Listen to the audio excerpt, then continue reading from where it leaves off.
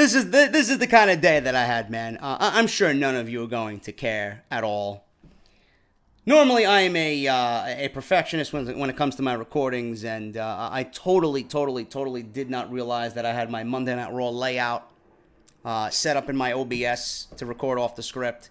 So you guys are watching me with my Monday Night Raw review layout instead of the traditional off-the-script layout. So I'm sure you guys don't care as long as you're getting the news one way or another. I just want to point that out, that I did realize it before there's some goon in the comment section. Oh, JD, this isn't Raw, man.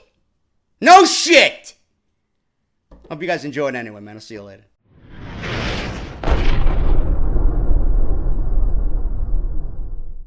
What is going on, guys? JD from New York here, and do not adjust your PCs, your phones, your tablets, your Chromecasts, wherever you guys are watching me or listening to me. I guess if you're listening to me on iTunes, it really doesn't give a shit where you're listening to me because you can't see me. But I have a brand new setup, man. I gave myself a nice little early Christmas gift, and I don't know why I'm playing with this fucking fidget spinner, dude. I got a PJ Black fidget spinner that I found just laying around over there randomly. I gave myself a nice little Christmas gift, man. I got myself a nice desk. Monitor here, camera there, lava lamp over there. My microphone nice and clean. And we are going to do the news and rumors from a different setup, man, right here on Off the Script. So this is going to get enhanced over time. I'm going to get a new backdrop. Right now I got my Sephiroth flag back there. I got my television with surround sound there. Bacardi is laying in her bed over there. All my figures and all my Funko Pops I'm going to get cleaned, and I'm going to move them somewhere because I just want to set them up. I want to have a designated spot for them to be set up. I don't know what I'm going to put over there. Maybe a futon or something. I don't know. But I wanted to give myself a nice streaming space, a nice area where I can just come and relax and play games and stream professionally. So this is going to be good, man. I'm really enjoying this, and I'm really liking this so far. So I hope you guys are going to get used to the new setup right here on Off the Script, man. I am JD. Thank you guys so much. This is not part 3 of episode 200. I think I'm a little bit well past that because I've been doing so much just personal stuff around the house, kind of rearranging things, just getting new furniture, and obviously setting up this desk.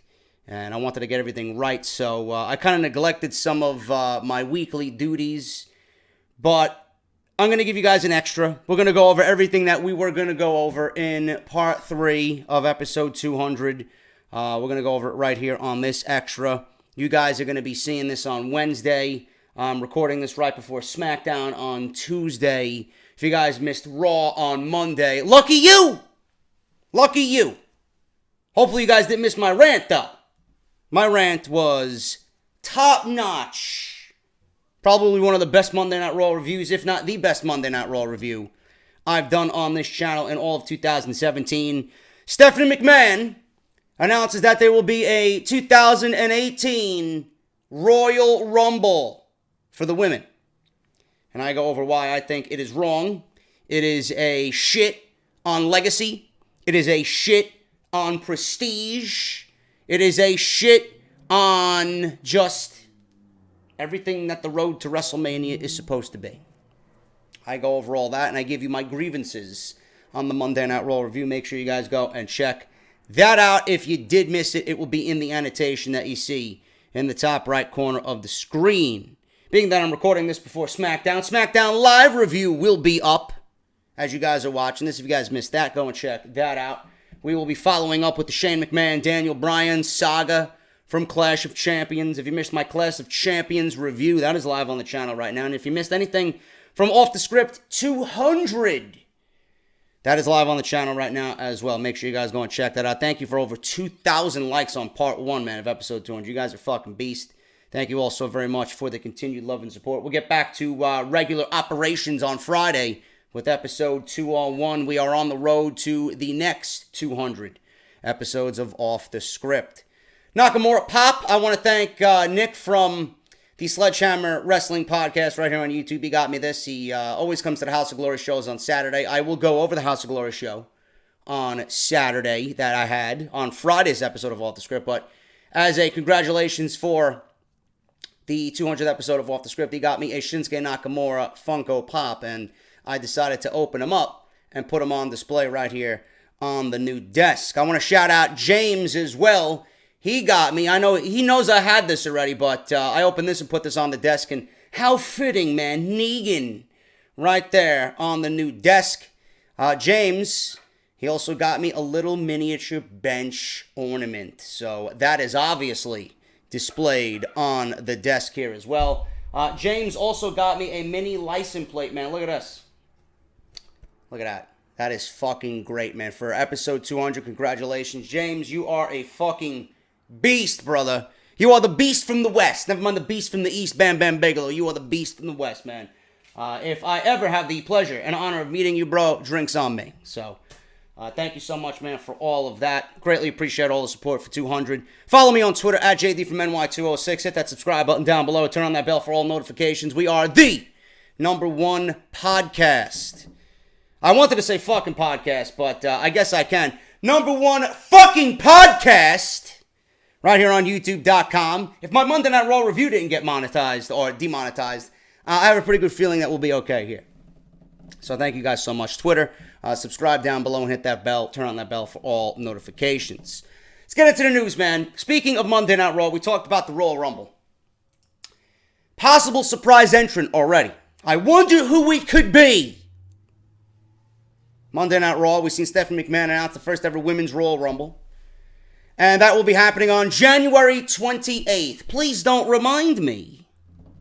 Okay, it doesn't take a fucking rocket scientist either to figure out where the match placement's gonna be. Obviously, a fucking idiot can figure out how to book this pay-per-view as far as match order goes. No shit, you're not gonna do 2 back-to-back Rumbles. You're gonna have one at the beginning and one at the tail end. You don't even need to be in the wrestling business to figure that one out. Fuck out of here, man. First ever Women's Royal Rumble. As a result, speculation has already been flying around on the internet since Monday about surprises at the event. NXT call-ups, former WWE stars. I mentioned Kelly, Caitlyn, Botch, 2.0, Eva Marie. We could even see MMA superstars enter the Females Royal Rumble. Here's an update on a potential surprise entrant in the Rumble match.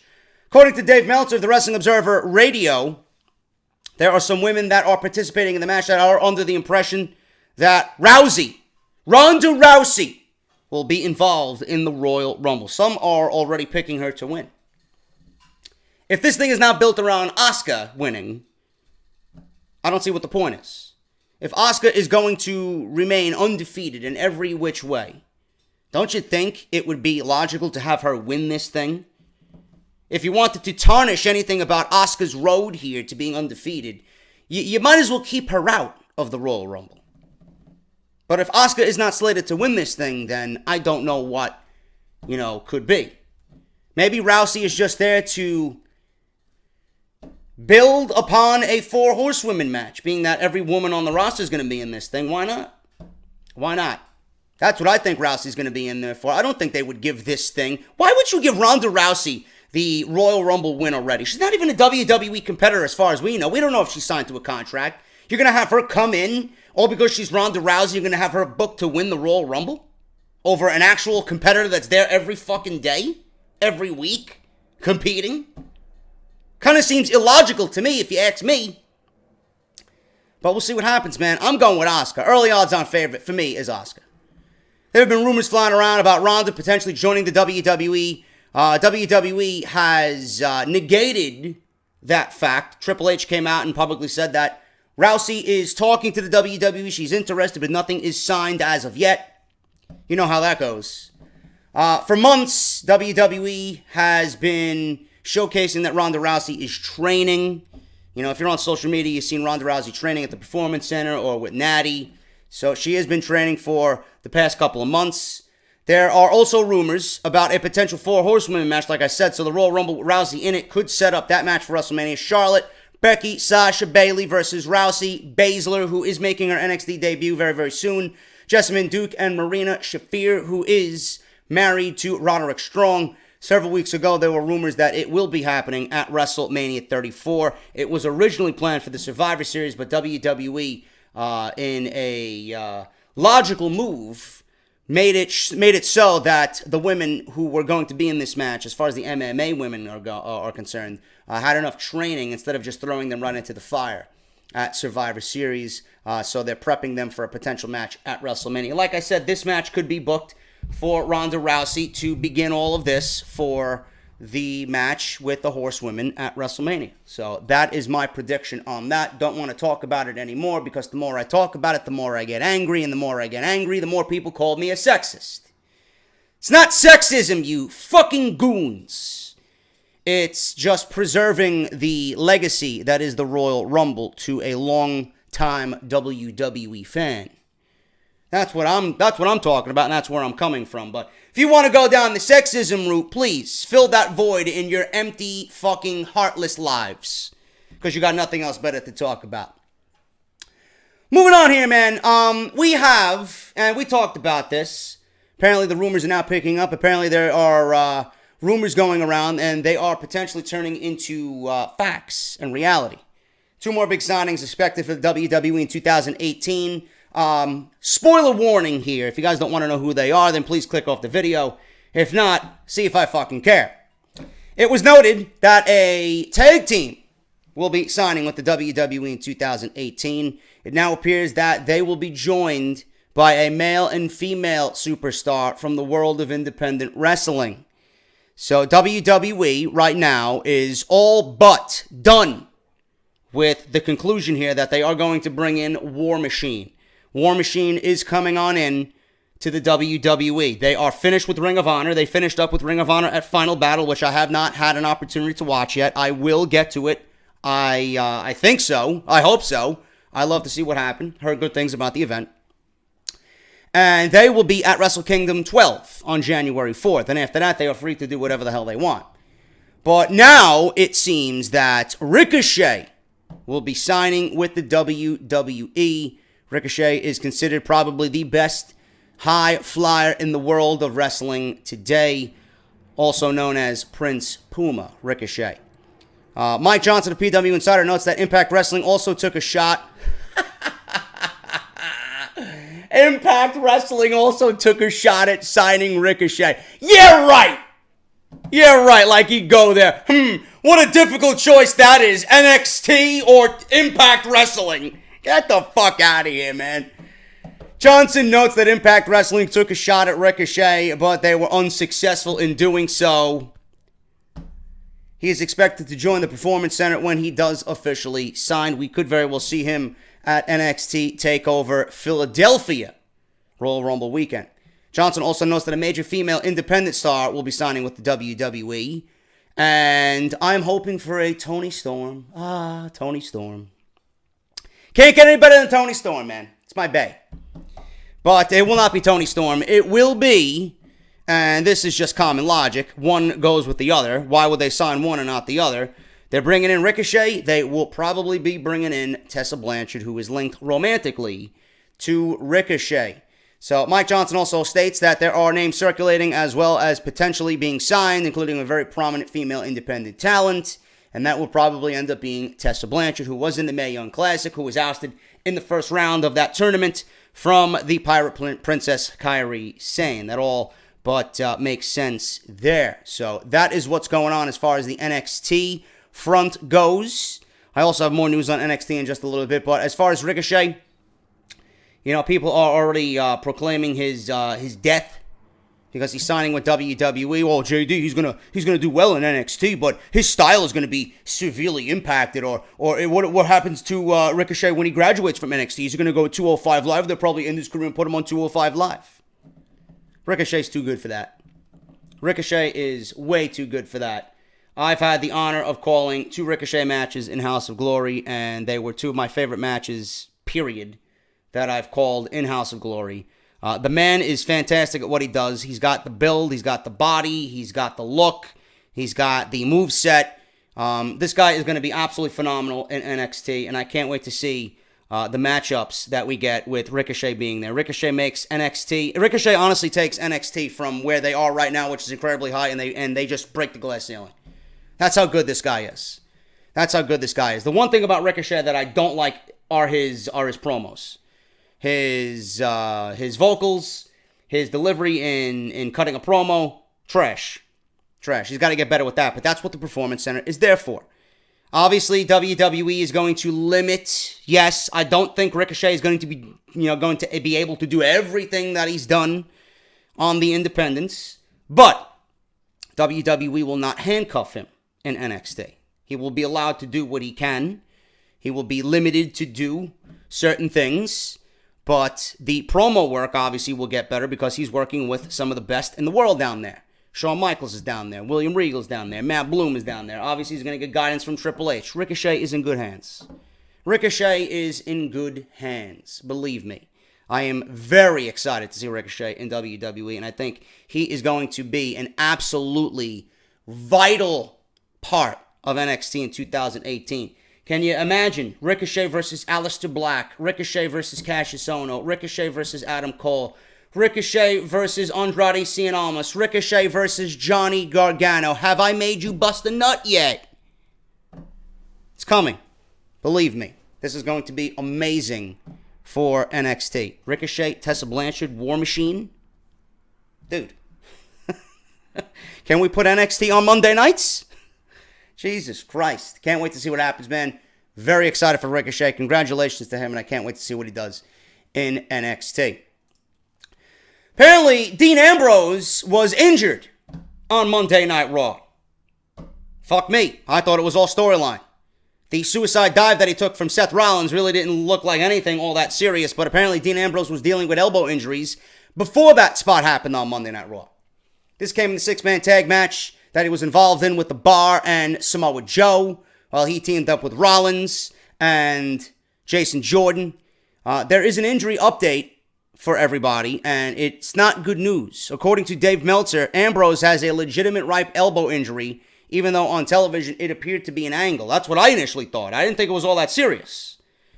And I thought this was going to be a tease. I thought this was going to be the beginning blocks, the beginning phases of Ambrose and Rollins turning on one another, or Dean Ambrose turning heel.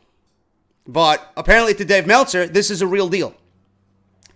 Now, Meltzer is not sure of the severity of the injury, but he came to television hurt, and the show was rewritten to cover Dean Ambrose's injury.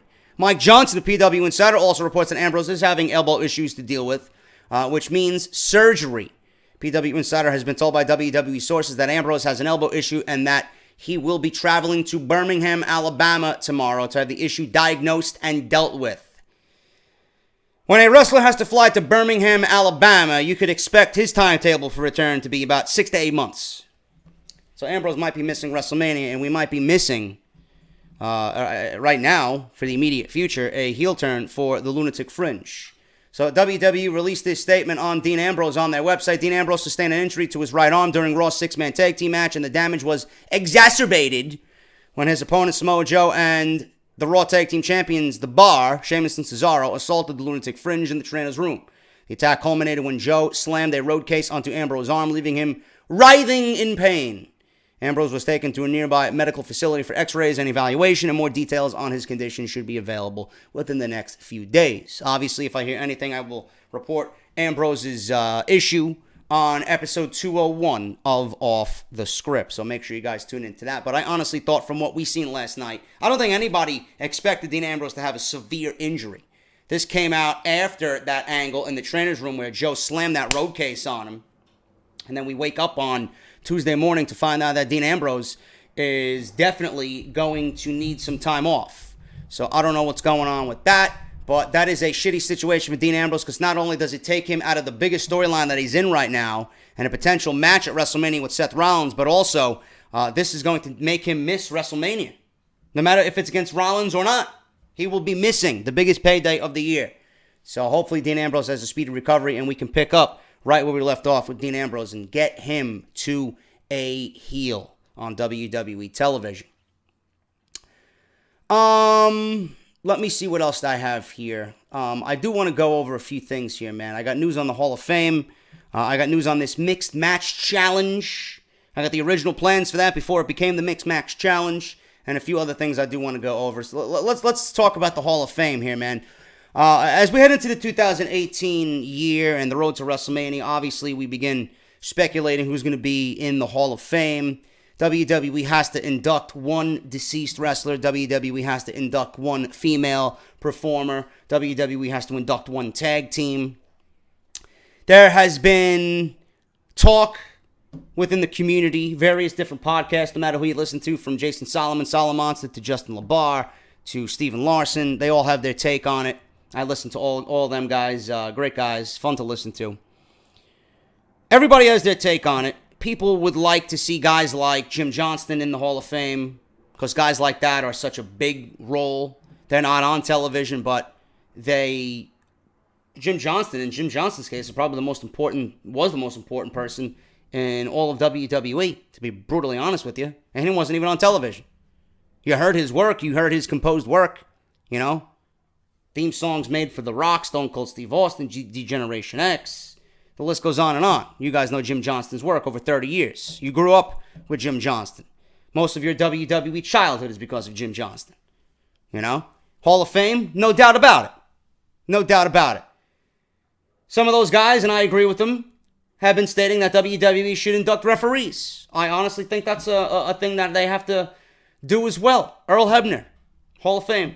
Guy's seen it and done it all. He's been in every big match, big storyline scenario that there is in WWE history. You name it. Earl Hebner. Mike Chioda, there now. He's been there for over 20 years, 25 years almost, right? He's been in every fucking main event. He's seen everything. I remember watching the 1993 King of the Ring. I seen Mike Chioda in the fucking, in the ring, refereeing a match. I'm like, oh shit, a young Mike Chioda, Charles Robinson, another one. Hall of Fame worthy. These guys you see every single week, every single year. It's not easy to be a referee either. It's not easy to be a referee. Referee's probably the most important job in that ring. You are the guiding light in that ring for that match. Not only do you gotta, make sure things are going right in the ring, you got Vince McMahon and Kevin Dunn yelling in your earpiece. You gotta correlate with the timekeeper. It's ridiculous, man. It's a stressful fucking job. And these guys do it day in and day out, 7 days a week. 52 weeks a year. Those guys should be in the Hall of Fame. If they have enough wherewithal to induct fucking Kid Rock, who's on the rumored list this year, Earl Hebner, Mike Chioda, Charles Robinson, Jim Johnston could be in the Hall of Fame. Should be in the Hall of Fame. If Donald fucking Trump is in the Hall of Fame, if Drew Carey is in the Hall of Fame, then those guys can be in the Hall of Fame as well. If Pete fucking Rose is in the Hall of Fame, then those guys could be in the Hall of Fame. So, as we head into 2018, obviously we'll be getting a more concrete list, but this is the rumored list right now. Undertaker will not be going in. Undertaker will not be going in this year. But as far as what people have heard so far, this is coming from Brad Shepard.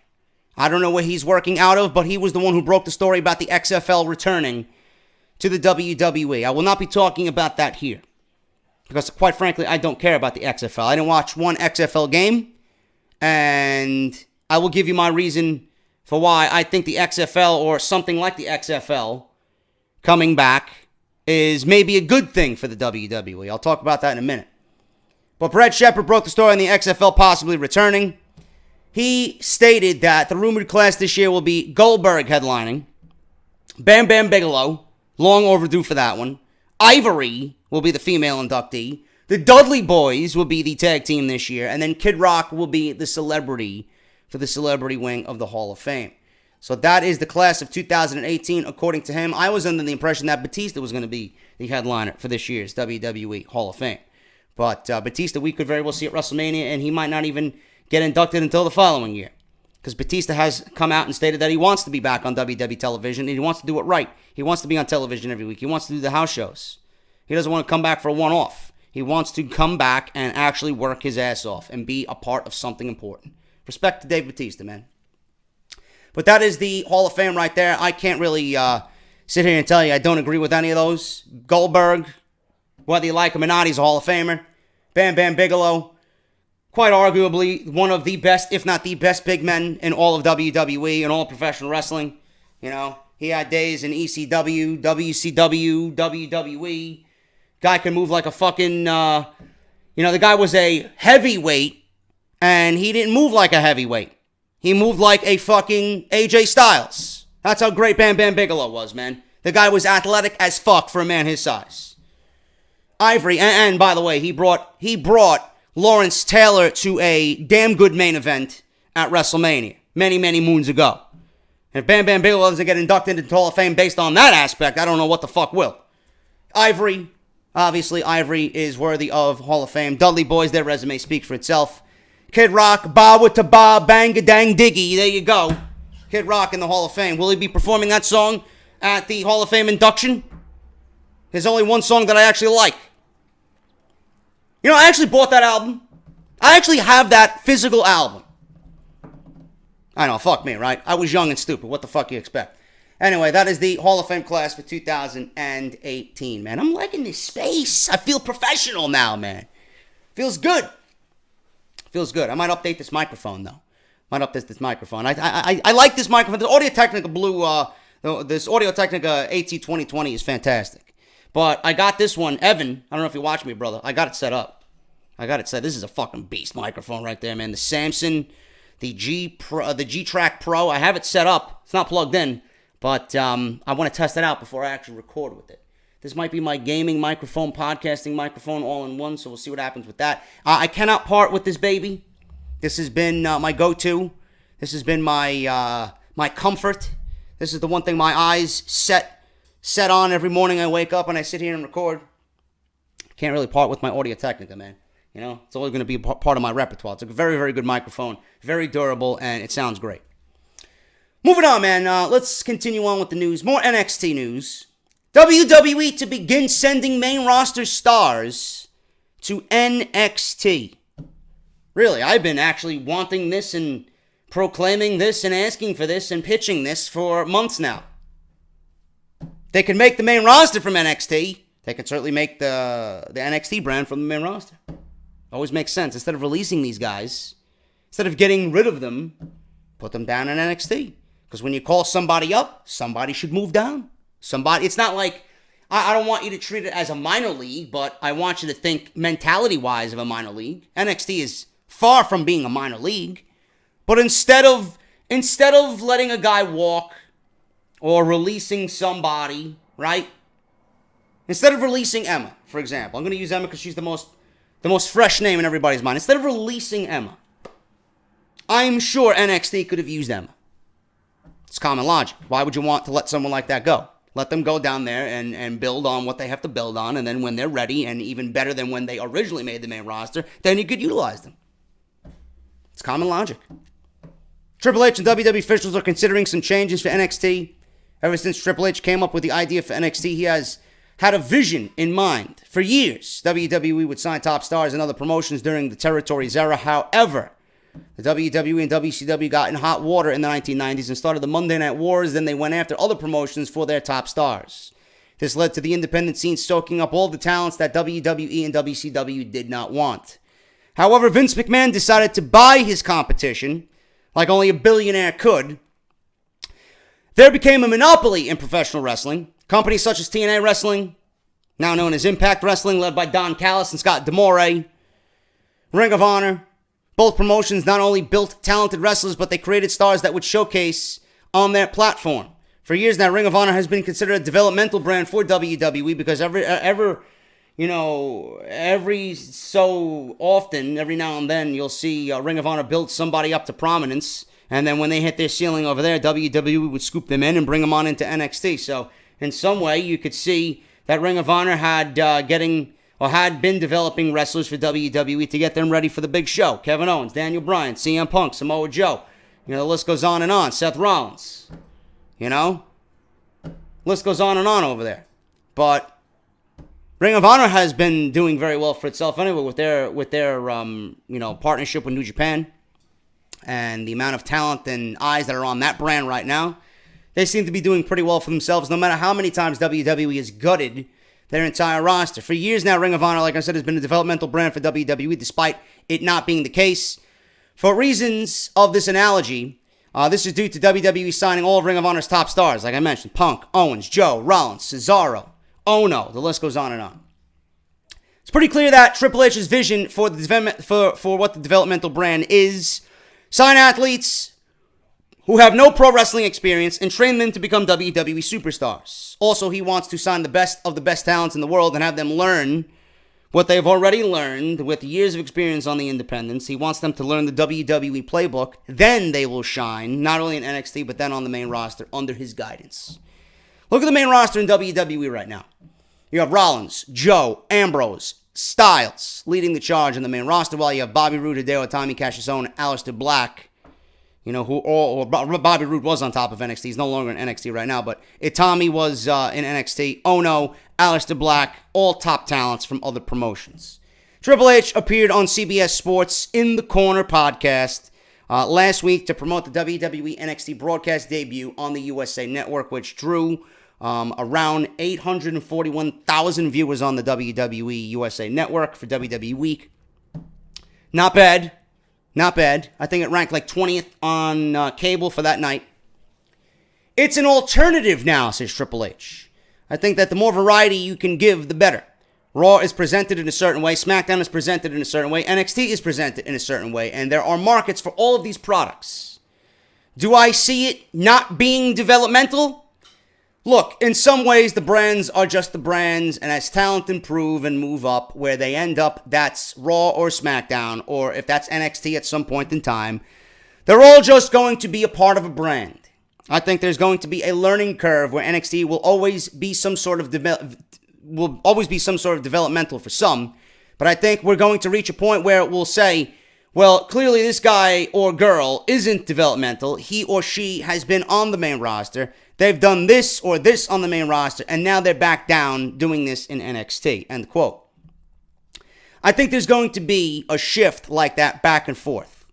Now, with a more legitimate alternative brand, although, the lower and middle end of the roster, you're going to have talent who have been in the business for 2 years. The first time you'll see them perform anywhere will be on NXT. As talent come in from other places who have not had that experience to be on Raw and SmackDown, I don't care where they've been, they'll need the learning curve, says Triple H. In some sense, it will continue to be developmental, but it'll be different from where it is today, because I think you're going to see talent move up and talent move down. I don't think it should be seen as a demotion when they go to NXT. I think it should be seen as they're competing in a different environment. End quote for Triple H.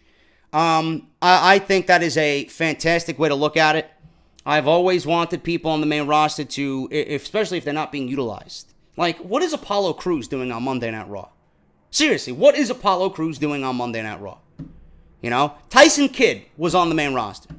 He wasn't being utilized before he broke his neck. Before, that freak accident with Samoa Joe. What was he doing? He was doing nothing.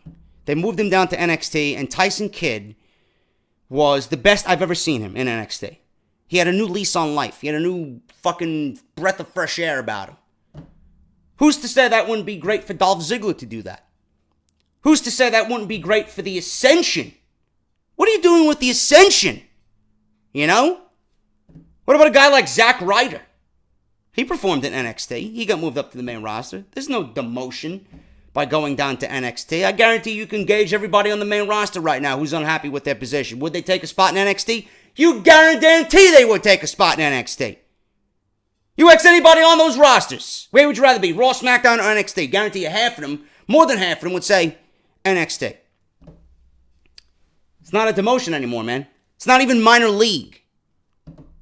Obviously, if you're moving somebody up from NXT, somebody should be moved down to replace that guy in NXT. So NXT doesn't end up like it did last January. They were gutted. They were absolutely gutted.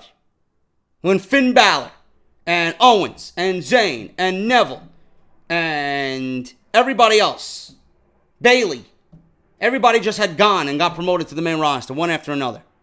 Week after week, month after month. There was nobody down there. You have to rely on Bobby Roode and Shinsuke Nakamura. You know, the Revival was there, having great matches with American Alpha. There was really nobody down there. Now look at where NXT is. If a guy like Drew McIntyre can compete in NXT, why can't anybody else in the main roster compete on NXT? You think Drew McIntyre needed NXT? Fuck no.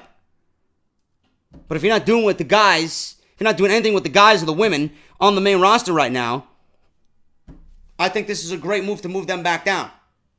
Dana Brooke, no matter how much I hate Dana Brooke and make fun of Dana Brooke, she could benefit from another run in NXT to get her right, give her some motivation, you know? This is a great idea. I would love if this happened. Absolutely loved if this happened. So we'll see what happens, man. I think that's a great thing. Guys like Dolph Ziggler, you don't think Dolph Ziggler would love NXT? Obviously he wants to be in WWE. He would love to be in NXT. I think that would be great for everybody involved. Hopefully it happens, and maybe we'll see it in 2018. Speaking of WWE being interested in signing independent talent, two huge Impact Wrestling stars definitely signing with the WWE. Two former TNA World Champions could be headed to the WWE. Dave Meltzer reported in the latest issue of the Wrestling Observer newsletter that the Impact Wrestling brand is pushing the intellectual property and freedom aspects in the sense that talent will be free to work many other places and not have to be exclusive to them while recruiting new talent. The promotion is selling that the talents can use Impact to help build their names and also retain their intellectual property rights. It is expected that Bobby Lashley and Ethan Carter III will leave their contracts, or leave when their contracts are up, and one or both will end up in WWE. Lashley, who burst onto the scene in WWE due to his size and power, made his debut on SmackDown back in 2005. But he was released by the company just 3 years later. Because Bobby Lashley was green as fucking grass. He was god-awful in WWE. God-awful. He was absolutely cringe to even look at. That's how bad Bobby Lashley was. Still don't like him now, but obviously he's a more polished wrestler now.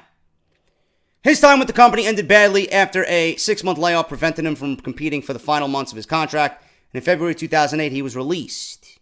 However, he recovered from his injury and made his way over to TNA before returning to the independent circuit in 2010. But he wasn't done with Total Nonstop Action and he rejoined the company back in 2014. EC3 began his professional wrestling career in 2002 and wrestled for several promotions beginning in 2006. In July 2006, he signed a contract with WWE where he wrestled as Derek Bateman. He was assigned to WWE's developmental territories in Ohio Valley Wrestling and Florida Championship Wrestling, where he won the FCW Florida Tag Team Championships with Johnny Curtis, a.k.a. Fandango. During his time with WWE, he competed in the 4th and 5th seasons of NXT. I believe that is where NXT was a circus act on the USA Network. Those are the dark days of NXT. I do not even mention them. On May 17, 2013, he was released from his contract. He joined TNA Wrestling in September of that year. He was a 2-time TNA World Champion. Earlier this year, Sports Illustrated and their section, Extra Mustard. It's the only way I have my hot dogs, bro, with extra mustard. Interviewed Lashley. During the interview, they asked him about a possible return to the WWE. This is what he had to say. I am really happy where I am. I've never been a politics guy in wrestling. I'm just someone who came out and worked. I'm a product of amateur wrestling. And there is no one there to help you with your matches or win matches. You have to do it yourself. I love wrestling, and of course, WWE is the main stage, but I'm happy with TNA. If the right scenario ever came up for a return, then it's a possibility, but I'm extremely happy where I am right now. Bobby Lashley just playing, Mr. Politics there. Even though he doesn't like to be a political guy in wrestling, he's playing Mr. Politics there. He's not going to, show his cards to anybody right now. He don't want to talk about it right now, but if WWE offers him a mega money deal to come back, Bobby Lashley's going to come back. Speaking of EC3, no matter what people say about EC3, no matter what they say about him being a top Impact Wrestling superstar, that doesn't make you or stamp your name in the wrestling industry. You're a nobody. EC3, no matter how talented he is, or no matter how good he's been for Impact Wrestling, is a nobody. He's not even on the map as far as professional wrestling goes. You put him on SmackDown Live on Monday Night Raw, this guy's going to end up like Mike Kanellis. EC3, Okay, I don't know how old he is. EC3 is NXT made. You do not do anything with EC3 except put him on NXT and you leave him down there to marinate for a year, year and a half, and you build NXT around him. You have him be one of the building blocks for NXT. You do not put him on Raw or SmackDown. Mike Kanellis should have went down to NXT and stayed down there for a year. I don't give a fuck how many people know him. I don't care how many people know him personally. I don't care how many people know Maria. Mike Kanellis and Maria Kanellis, even Maria should have went down to NXT. Mike Kanellis was wasted. Wasted. That's a perfect opportunity for what Triple H talked about. Bringing main roster guys down to NXT. It's not a demotion. Mike Kanellis is literally a nobody in this business. A nobody. NXT was made for guys like Mike Kanellis. NXT was made for guys like EC3. Bobby Lashley, you could probably get away with Bobby Lashley being on SmackDown Live, since he's already been there. You know? Maybe you give him a few dark matches to get ready. Maybe a short stint like Drew McIntyre NXT to get ready. And then you promote him in like 3 or 4 months. Whatever. You know? This is what NXT is around for. To get you ready. Whether you know what you're doing already, wipe off that rust. Or whether you guys like Mike Kanellis or EC3 who don't know the WWE style, or if you're Mike Kanellis' case, a gimmick that was completely sabotaged on day one, gave him fucking an opportunity to sink or swim on Monday Night Raw and SmackDown Live, and he fucking sank right to the bottom of the ocean. They knew that gimmick wasn't going anywhere. Why they even unveiled that on SmackDown Live is unreal to me. Unreal. EC3, NXT, Bobby Lashley, in some sense, you could probably put down in NXT for about 4 to 6 months. But if they both come to WWE, I think it's a positive. I think Lashley is better off now than what he was. You know, my opinion on Lashley isn't as harsh as it was. EC3, I know the guy's talented. Got to put him in NXT, though, to get him to build his name and his character in front of a WWE audience. And that needs to resonate. And when you know, and you automatically know, you see it, when the crowd starts resonating with you as a talent, you kind of know when enough is enough, this guy's ready for the main show. So hopefully WWE goes through with that. EC3 and Bobby Lashley probably coming to WWE. WWE has announced that they will have a new show to air on Facebook Live. We're going to end with this story here. The Mixed Match Challenge is going to be aired on Facebook Watch. The special attraction to this tournament, it's a tournament, so I might actually watch this because you know how I love tournaments. Special attraction to this tournament lies in the formula of the tag teams. They will be intergender teams. Now, speaking of which, they promoted this before Clash of Champions. And they had a nice little graphic of Sami Zayn taking part in this thing, which kind of gave away the ending of, or the conclusion, or the winners of that tag team match at Clash of Champions with Randy Orton, Nakamura, Owens, and Zayn, with the 2 guest referees. Because WWE really doesn't care about ruining the conclusion of one of the biggest matches on their show. The tournament will stream live in the U.S., exclusively on Facebook on Tuesday nights beginning on January 16th and span over 12 episodes. The winners of the tournament will bag $100,000 to support the charity of their choice, and it will feature superstars from both Raw and SmackDown Live. Very good idea, right? Tournament, mix of Raw and SmackDown Live, how could it go wrong? It will be interesting to see the superstars and what charities they represent, especially the WWE has so many affiliations with so many different charitable organizations. However, the WWE made one key error when they announced this tournament, and like I said, they pretty much gave away one of the company's major storylines heading into Clash of Champions. Sami Zayn was featured as a competitor, and he was set to fight alongside Kevin Owens at Sunday's Clash of Champions against Nakamura and Randy Orton, and being that he was promoted for this show, obviously that doesn't mean he was going to get fired at the conclusion of Sunday's pay-per-view. Now, there was an original concept well before this mixed intergender shit for the Mixed Match Challenge. There was a tidbit that went around on the internet. According to Ryan Satin of the Pro Wrestling Sheet, before the mixed tag team concept was decided upon, the original idea was going to show focus on the women of the WWE. This was going to be an all-woman show. So this was going to be an all-female version 1-hour show after SmackDown Live. This would have included superstars from Raw, SmackDown, and NXT. WWE changed the plans and went with the mixed tag team concept instead. Ryan Satin tweets out, heard from reliable sources, the show was initially going to be featured women from Raw and SmackDown and NXT, but the mixed tag team concept came about shortly after the plans have changed. So that is that. And Satin also reported that Vince McMahon is pulling out all the stops for the Mixed Match Challenge. And I don't know what the fuck that means. You know, he wants to pull out all the stops for something so stupid like this, but then kind of neglect Monday Night Raw and SmackDown Live. Don't understand it. Vince McMahon as well. Let me speak on this XFL shit. Okay, I'm not even going to read the story because I honestly don't think anything is going to happen now. Nothing is going to happen before WrestleMania. So there's no sense in talking about it. This is a dead story. Vince McMahon is not going to take his eye off the product to revive some fucking football league before WrestleMania. This is nothing but breath wasted from everybody talking about it. Okay? The XFL was a failure. This venture will be a failure. And it's not going to happen during NFL season. And it's not going to happen during WrestleMania season.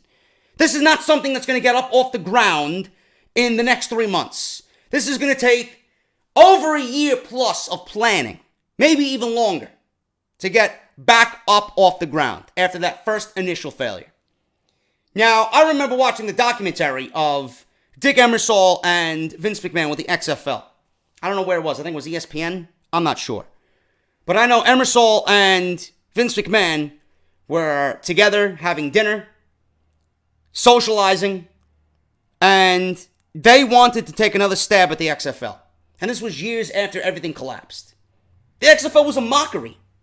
You know? It was an alternative for people who did not, or could not cope without football in some way during non-NFL seasons. I never watched one episode of the XFL. Ratings were a slam dunk on episode 1, week 1, and then they proceeded to just fucking tank down the toilet thereafter until it was ultimately canceled after the first season. They integrated Attitude Era-like storylines into the games, into the locker rooms. You had cameras following into the women's locker room. You had your bullshit with Jesse Ventura. Bunch of garbage. Bunch of fucking garbage.